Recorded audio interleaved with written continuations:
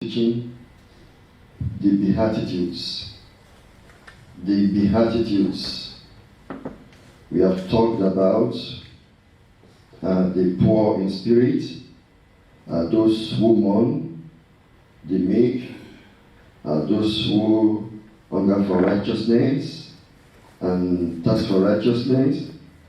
We have talked about the merciful. We have talked about those who are pure in heart. This morning we are going to start to continue on the peacemakers.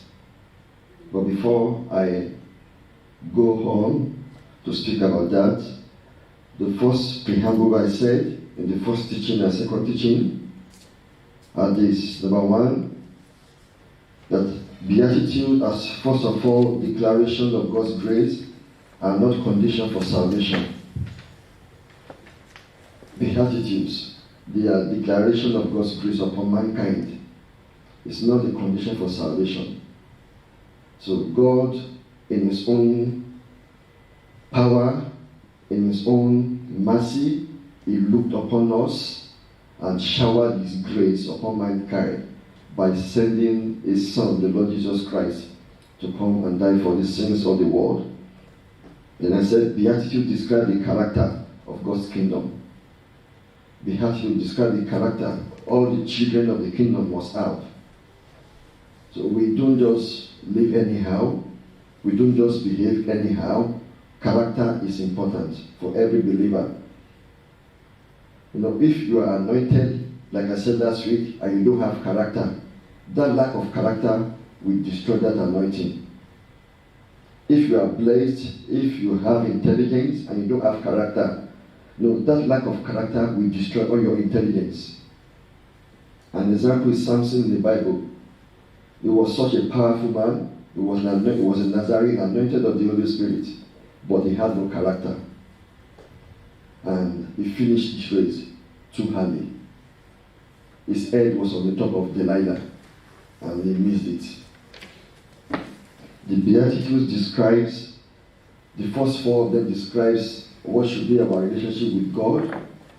The first four, our relationship with God, and the other one, relationship with other human beings.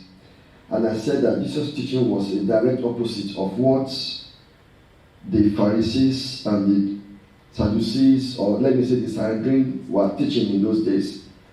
Jesus taught with authority and boldness and power. It was said exactly opposite of what these people were teaching them. And people were amazed at chapter 7, end of chapter 7, that they have never had this kind of teaching before. And he said, this is so powerful. So, the Beatitudes. We are going straight now to number 7, the peacemaker. The peacemaker. I will put it there now. The peacemaker. The Bible says in verse 9 that blessed are the peacemakers, for they shall be called the sons of God. Those who are making peace shall be called the sons of God. During the days of Jesus Christ, when He was here on earth with us, there were these people that had military power. Let me call it, they form a kind of resistance against the Roman Empire. We call them the Zealots. They resisted the Roman people, from taking over their land. And when they knew that they couldn't defend their country, they went into something similar to terrorism, the Zealots. What they were doing those days was this: whenever they see a Roman soldier walking in a marketplace somewhere, these Zealots, they would take probably a sling and just throw a stone at him.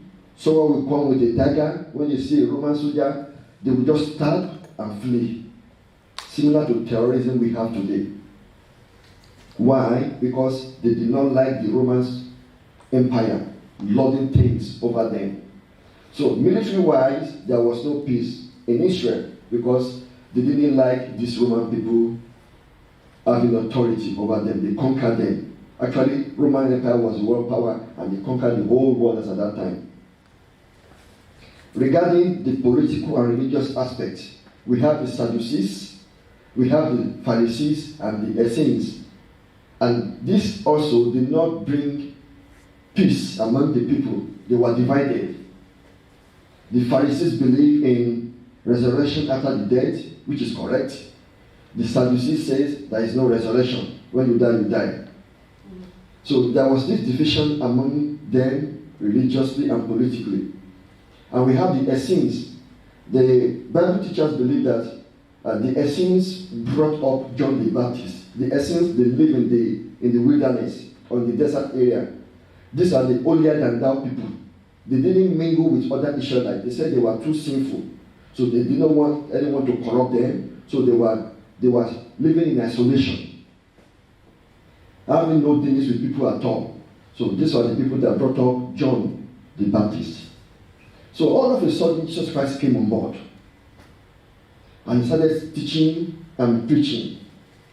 And he told them that he was here that peace of God will reign in their hearts only if they allow the kingdom of God to be in them or in their hearts. People were amazed at Christ's teachings about what does it mean to be a peacemaker. Christ's emphasis was peace between humanity and God.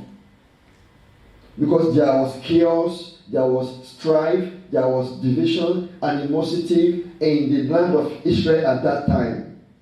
People were oppressed and they were not happy. Just like we have it today. There can be no peace in anyone's heart without Jesus. And Christ laid emphasis that people should come unto him. He said, come unto me, all ye that labor and are heavy laden, I will give you rest. Not to a man, not to a system, not to a situation, not even to a synagogue. Christ said it clearly, come unto me. Me. Come to me. I will give you rest. Are you having a kind of troubling heart? Do you labor and heavy laden? Is something bothering your heart? Christ said, come to me. I will give you rest. That was Jesus preaching and teaching in those days. And it sounds so foolish to people that the kingdom of God, we are children of Abraham. What is he talking about? They didn't understand the message of Jesus. The only way we can have peace in this world is to be a child of God. To be sons and daughters of the kingdom of God. So we make peace. So how then do we make peace as children of God? How then do we make peace? Number one, there are three ways. Number one is to be reconciled to God, the Father in heaven. Be reconciled to God, who is our Father in heaven. Accepting Christ as Lord and Savior. Bow down your knees to him. Know that he died for you. That he is a Savior of the mankind. Believe in that finished work, and you have the peace of God. The world doesn't understand why Christians are at peace. When they say chaos here, rumors of war there, problem coming here, you see people running and scattering. Look at what happened during the COVID. The rush buying toilet paper. You see people who are rushing to buy stuff. Now, if you are at peace, just remain calm. You don't need to bother yourself. Because God is in control. The way Christians view it is not the way the world is viewing it. If you are a child of God, you don't rush, don't panic. What people are running after, you don't run after. You just be at peace. All the necessary instruction, sanitizing, social distancing, just do it and trust God that God will keep you. Don't panic like the world is panicking, because the Spirit of God is in us. God is with us. You have to remain at peace. Don't let the trouble of this world bother you. we have God living inside of us, the Holy Spirit. We don't need to be reasoning the way they reason out there. So, number one is that is to be at peace with God. The Bible says about Jesus Christ in Colossians 1:19-20, for it pleased the Father that in him all the fullness should dwell, and by him reconcile all things to himself, by him, whether things on earth or things in heaven, having made peace through the blood of his cross. Colossians 1:19-20, having made peace through the blood of his cross. So now we are no longer enemies of God. Children of God are no longer enemies of God. But those who are without Jesus, they are still enemies. Because they refused to accept the Lordship of Christ. God loves everybody, both believers and unbelievers, but they, as spiritually, they refuse to submit to him. So in their heart, they are still enemies to God. But for us as believers, believing on the Lord Jesus Christ, we are no longer enemies. We are children of the kingdom. Second way we make this is to bring restoration to two parties. Two people fighting each other. They are at war. Children of God are expected to be peacemakers. You know, I've had cases where people share their problem with others. And instead of trying to settle things amicably, some people added to the problem. You mean that happened to you? You mean he did that to you? For me, I will not take it. For me, I will never accept that. And people added to problems because of being in the wrong crowd. That is why it is very important for believers to be among godly people, be among God's children. The Bible says, in the multitude of counsel there is victory. So that when problem arises, you know who you talk to. You know, there are some problems that we face today and we have taken action, and such actions are irreversible. You know, some people, they have issues, let me say marriage issue, and someone just went out and just drove in anger, and he was driving in anger hazard, he killed someone. That action now is irreversible. You are a murderer, you kill someone with car because you were driving angrily. Someone, because he had no self-control, driving, and as you say, he practiced driving, and he killed someone. That action is irreversible. You have killed someone through drink driving. You have a blood on your hand.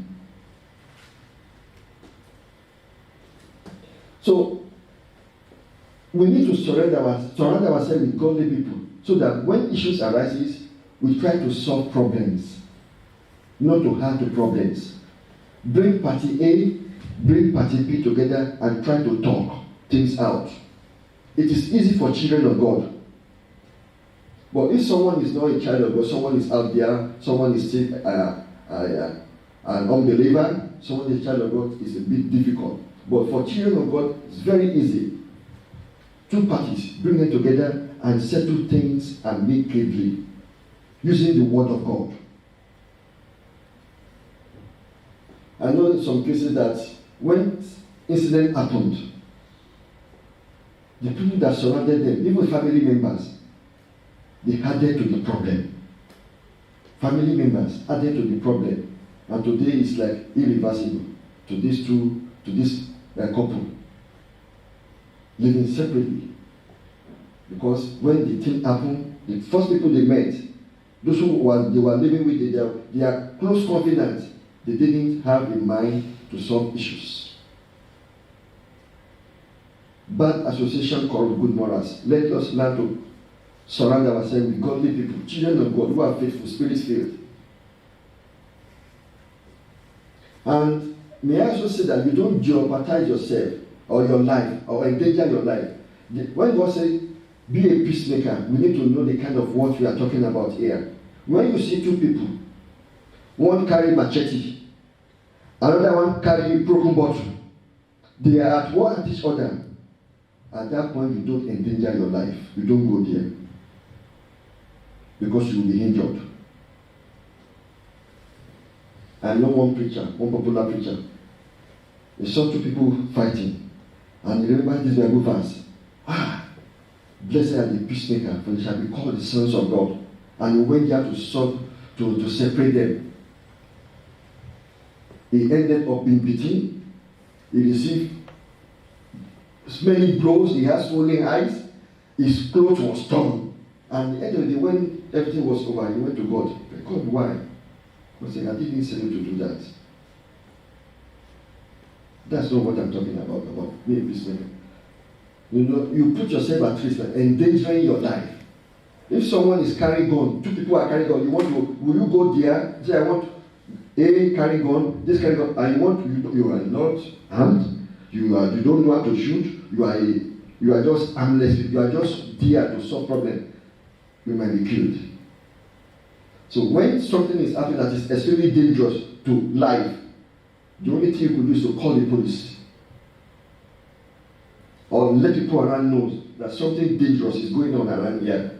But at that time, you can't do it. But when people settle, it's just a verbal word. They are using body language. You can settle that one. But when something is beyond you, you can't do it. Don't kill yourself. You know, anger, when people are very angry, they can do any stupid thing. When people are really, really very angry, you know, devil has entered them to do whatever, to cause harm to the other fellow. And you just can't do that, or don't let it call police or call people around. Any. So when that pastor said he learned his lesson that day, that we now know when to settle issues. And the third way we settle things with people is if someone has issues against you, if someone has problem against you, learn how to settle the matter, please. If someone has something against you, be at peace in your mind. The Bible says, Hebrews 12:14, pursue peace with all people and holiness, without which no one will see the Lord. Let us live in peace with everybody, with all human beings. And this peace I'm talking about is between a partner, or a husband and wife, a couple, siblings, friends, at workplace. Let your mind be at peace. Just be open to everybody. This is how you will have peace of mind. When you see someone, when you have issues with people, go to the person and try to settle it amicably. Example is Abraham. Abraham took Lot when God called Abraham out. Go, I will show you a land. And the Bible says he took Lot along with him. So Lot was his nephew. And he nurtured Lot. He brought Lot up and he became a man. It got to a time that Lot's flock started increasing. So Lot has his own herdsmen, and Abraham has many herdsmen. So there was conflict between the two people. You know, Abraham and his nephew. The herdsmen are now having problem. Say, oh, we are feeding our flocks. You don't come here. Oh, we are taking our flocks. You know, that kind of thing was there. The same family member now. How do you address this? Abraham said, Lord, come here. Come here. You know we are brothers. Actually, we are no brothers. It's like father and son relationship now because he nurtured him, he brought him up. You know we are brothers. And I wouldn't like a situation where my husband are having issues with your husband. So look at the land. The land is open to both of us. If you take to the right, I will go to the left. If you go forward, I will move backward. Let us separate so that let there be no trouble between you and me. And that was settled. Abraham and his nephew Lot, they settled it. So when someone has any issue against you, learn to settle the problem. Actually, the Bible says that if you want to go to the Lord in prayer and you know someone has an issue against you, first drop your gift. Go and settle with that person first before you put your gift on the altar. It's good to live in peace with people. Jesus Christ is a Prince of Peace. He is a peace giver. You know, he has broken the division wall of hostility between humanity and God, between Jews and Gentiles. So let us just be like Jesus, to be at peace with everybody. So I've said three things: peace with God first, settle issues with two people or you or someone else. Always learn to be at peace with all other people, with all other human beings. I worked with someone few years ago, and the people were just rubbishing him. They were badmouthing him, even those who are in lower position to him. And someone asked him this problem, this question rather. He said, "Why did you not talk?" Because this person is from Eastern Europe and he doesn't speak good English actually. And he says, and a Christian, and he said, "Let it be." He said, in this world, you meet good people and bad people. Everywhere you go, not only in place of work, you meet both good and bad people. So I will not allow what the bad people are doing to affect me. So that is why I decided to remain calm. Just leave them.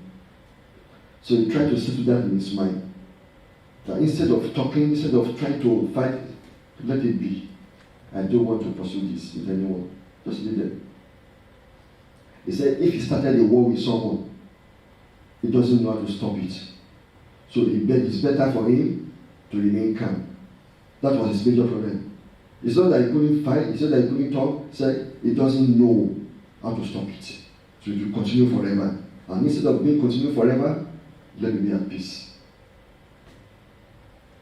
May God help us in Jesus' name. Amen. Be a peacemaker. Be a peacemaker. Tell people about Jesus. Let them be saved. Number two, between two parties, try to solve problems between two parties, not to add to the problem. Number three, anyone has an issue with you, try to solve it or bring an end to such issue. Let your mind be clear towards all people. The Bible says, please put it back. Repay no evil for evil. That is Romans 12:17-20. I have regard for good things in sight of all men. I will just read verse 18 and stop. If it is possible, as much as depends on you, live peaceably with all men. Live in peace with all men. That's the Bible teaching. Sometimes it might be very hard. You are doing your best to let there be peace, but someone doesn't want it to work. Let your mind be. God sees everything. As much as it depends on you, live in peace with all men. This is the Bible teaching. Some people will encourage you to fight back. That is not the way of God. That is not the way of God. Secondly, and which is the last one, which is number 8, is the persecuted ones for righteousness. Verse 10 says, "Blessed are those who are persecuted for righteousness' sake, for theirs is the kingdom of heaven." For theirs is the kingdom of heaven. Do you know that if you are on fire for the Lord, you will be persecuted? Yes. If you are having serious impact against the kingdom of darkness, you will be persecuted. Persecution has been things of old, not the thing of now. Our forefathers, the heroes of faith in the Bible, were persecuted. Some of the prophets were killed. And that is why Christ said, even for so they persecuted the prophets who were before you. So if you're on fire, you are doing something right, you are trying to live in righteousness and holiness, you are trying to do the right thing, persecution will come.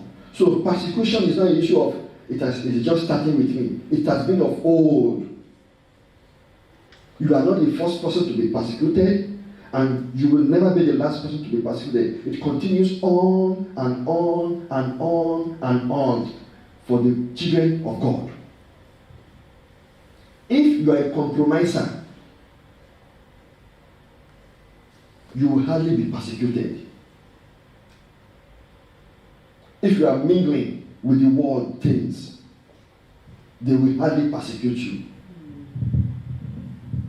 When you get to in the midst of colleagues and friends, and they were talking rubbish, and you blended in, and you joined them, they will not persecute you. They will say we are just the same. If you see people doing wrong things, you did not rebuke them, and you blended in, they will laugh, they will say, that is our man. They will think you are one of them. But the moment you stand up and say, excuse me, that is not right. I am a child of God, this is what the Bible says. Persecution will come. In workplaces, even within a family. Within a family, it happens. People that said they gave their life to Jesus in their family, I've had cases where people say, are you the only Christian? Are you the only Christian in this family? Why is your home like this? And that person totally sidetracked.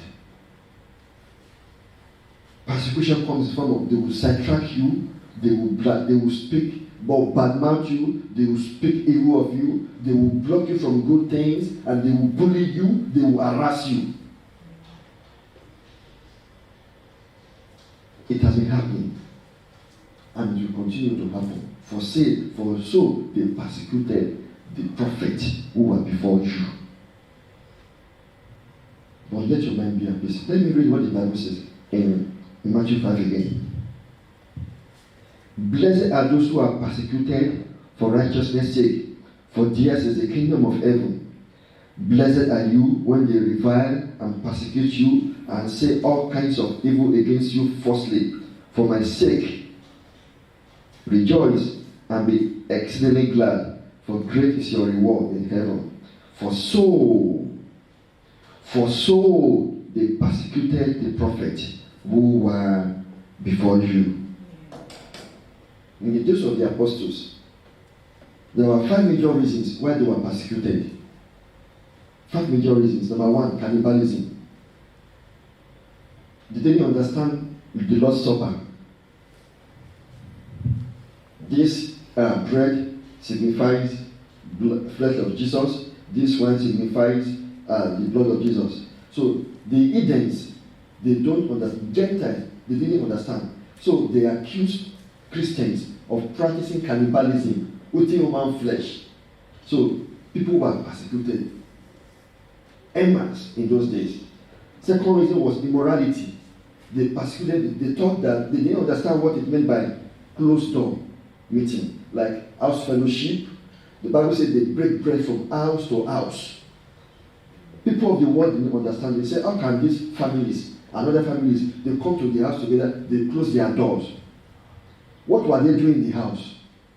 So they charged them with immorality. They were persecuting them. They didn't understand that they were praying to God. Number 3, they were persecuting the church because of revolution fanaticism. Because they said that Christ is coming back again. And he's going to have his own kingdom in this world. So they said they don't believe in such thing, so they were persecuting them. Number 4, splitting families. You know, when someone gave their life to Christ in the family in those days, you know, they will have change of heart, they would no longer participate in what they were doing in idol worshiping. And so they were being persecuted. Say families are now getting splitted because if the wife now becomes a Christian, and you will say, I don't want to follow my husband again to idol worshiping. So they said it was splitting families. So they were being persecuted for that. Number 5, which is the last, is they were being charged with treason because they refused to bow to Caesar. They called Caesar God, and he has to be worshipped. So they were persecuted because Christians refused to do that. They said, Christ is the King of Kings.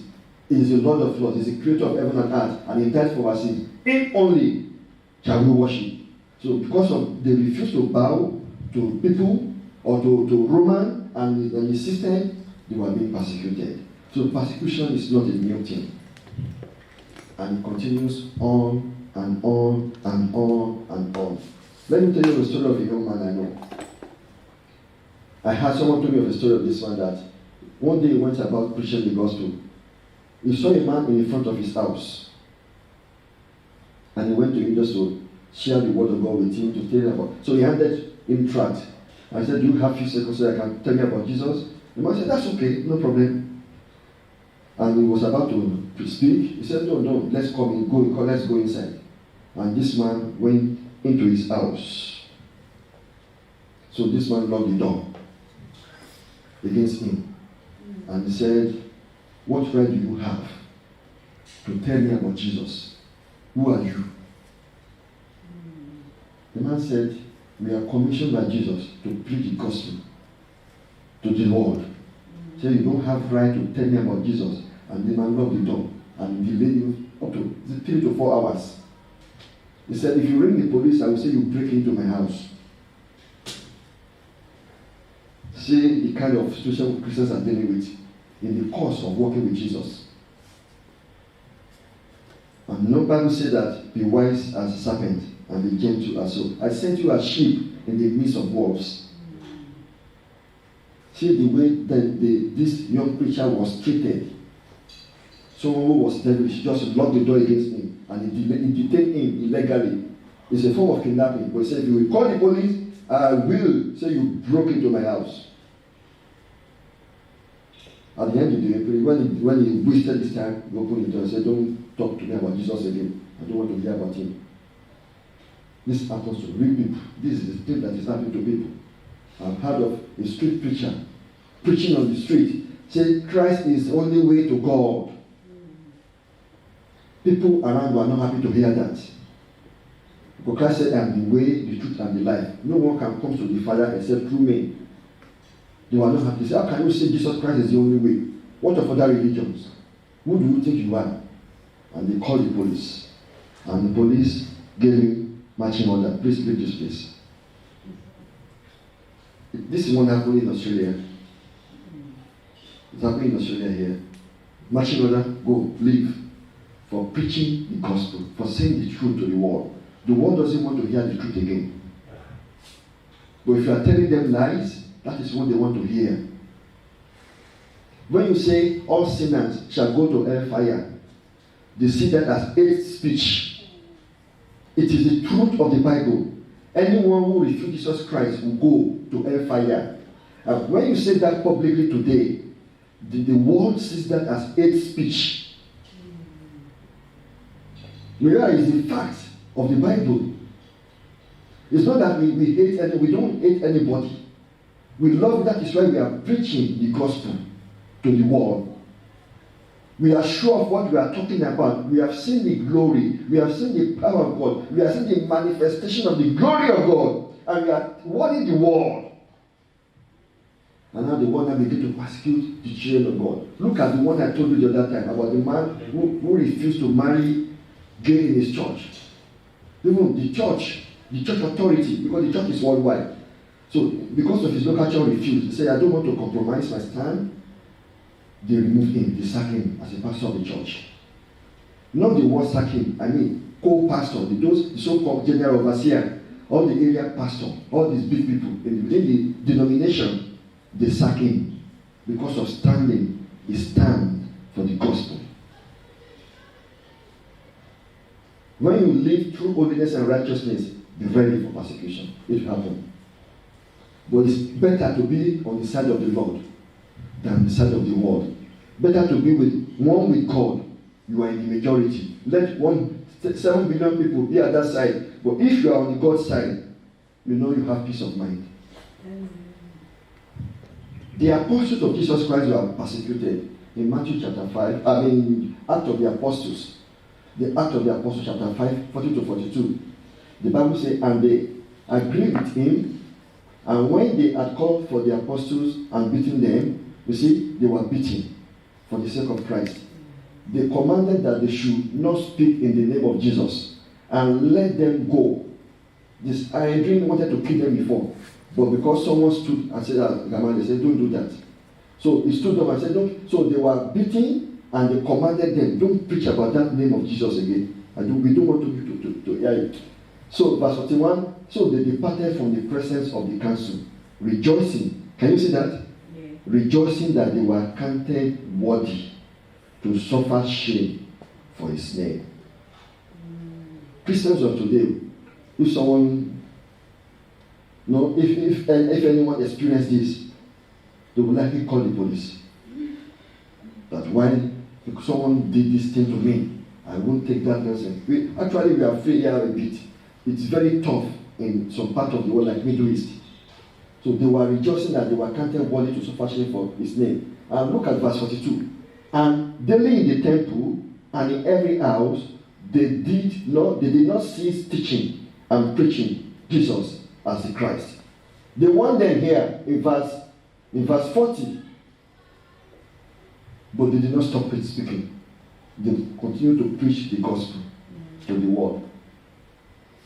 Persecution for the apostles of Christ. So since that time, when the church was born till date, persecution has been ongoing. And it will not stop when Jesus returns. So when you experience any persecution, just Bible says rejoice. Because you have suffering this kind of affliction for the sake of Christ. Apostle Peter said in 1 Peter 4:12-16, and I will read verse 14 actually. He said, if you are reproached for the name of Christ, blessed are you, for the spirit of glory and of Christ rests upon you. And verse 16 says, if anyone suffers as a Christian, let him not be ashamed, but let him glorify God in this matter. That's happened to so many people, not only you. So just don't compromise your Christian stand. Whatever you believe in, what the Bible teaches, don't compromise it for whatever reasons. And if you don't compromise, it will bring persecution. The Bible says, rejoice. Rejoice. Just be happy. Because of suffering for the sake of Jesus. It's worth it. It's worth it to suffer for the sake of Jesus. We are not the first kind of set of, or you are not the first people to suffer. Many other people have done that. Some people were sawn asunder with a saw. Some people were thrown into lions. They were killed and eaten by lions. Some they threw them from the cliff and they met them with spears. Some people they put them in furnace and they died just for the sake of Christ. I will say, rejoice. Rejoice. Rejoice. The Lord be with you in Jesus' name. Amen.